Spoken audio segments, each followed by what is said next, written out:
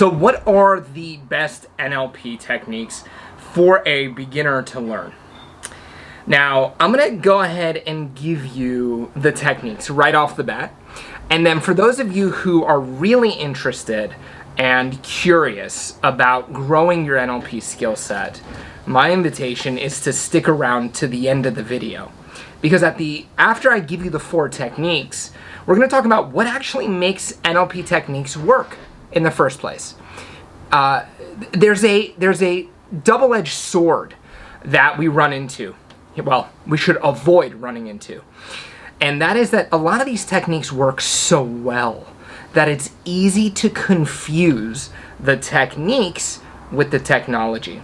But let's get into the techniques first. Numero uno. The number 1 place, in my opinion, to start learning NLP techniques is the meta pattern, right? This is why I do an ongoing training on it, and the training is coming up at the end of this month. If you want to attend the training, you can click the link below. The meta pattern is the structure of change. I'm not going to go into it because I have an entire series on it, but learning the meta pattern, getting that structure inside your mind and also inside your body. In other words, you've done the meta pattern and you've successfully done it.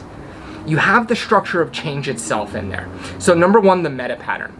And then from there, the other change work technologies that I would recommend would be the swish pattern.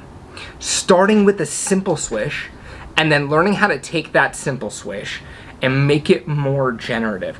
The beautiful thing about the swish pattern is that you can use it to create a direction for someone. So if you want to make generative change, if you want to embed beliefs and attitudes and values and identity level change, you can do all of that into a swish pattern for somebody. So it's an incredibly brilliant technique to master. Mapping across. Mapping across is an extremely versatile tool.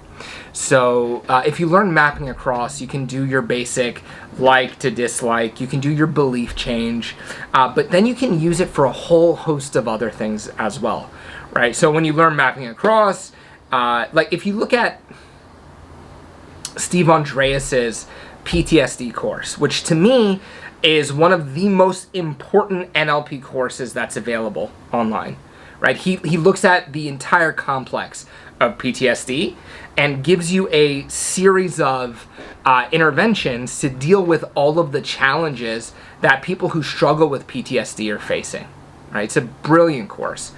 But mapping across is used for at least 4 or 5 different interventions in that course. So it's an incredibly versatile tool. Anchoring, of course, anchoring, right?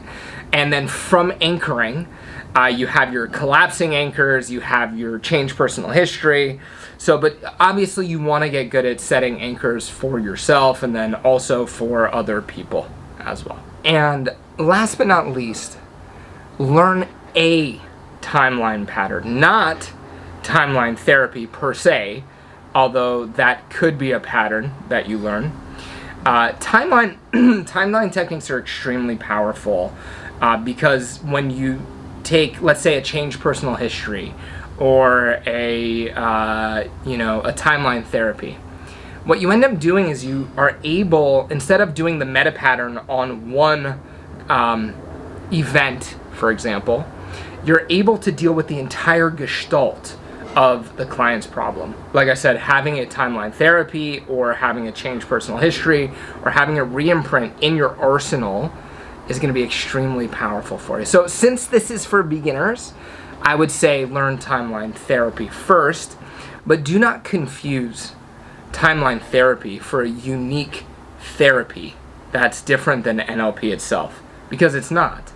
Timeline therapy is looking at someone's timeline in relation to their problem, creating a disassociation, creating more choices, and then creating a generalization of the change that you want to have happen.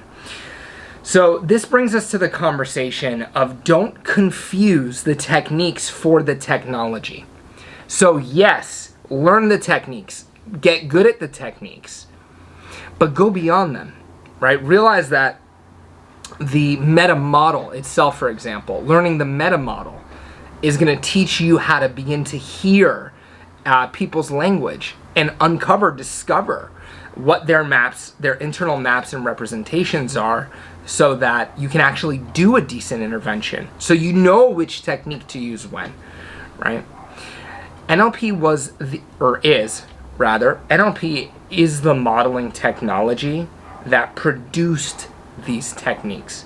That at some point, Peter Freeth, for example, in his master practitioner, you have to create new interventions on the spot for somebody's challenge. And you should be able to do that.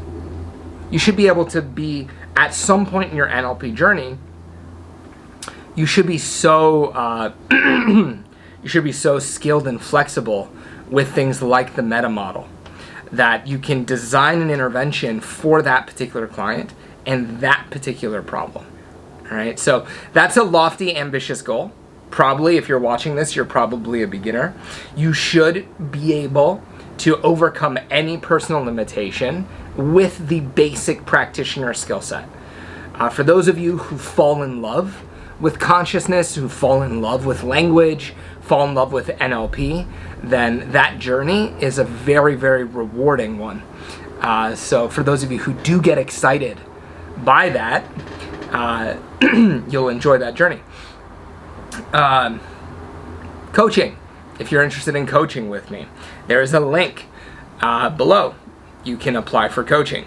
If I'm currently hosting a training, I do occasionally do free trainings for the public. You'll see a link to that below if I'm hosting one at this time.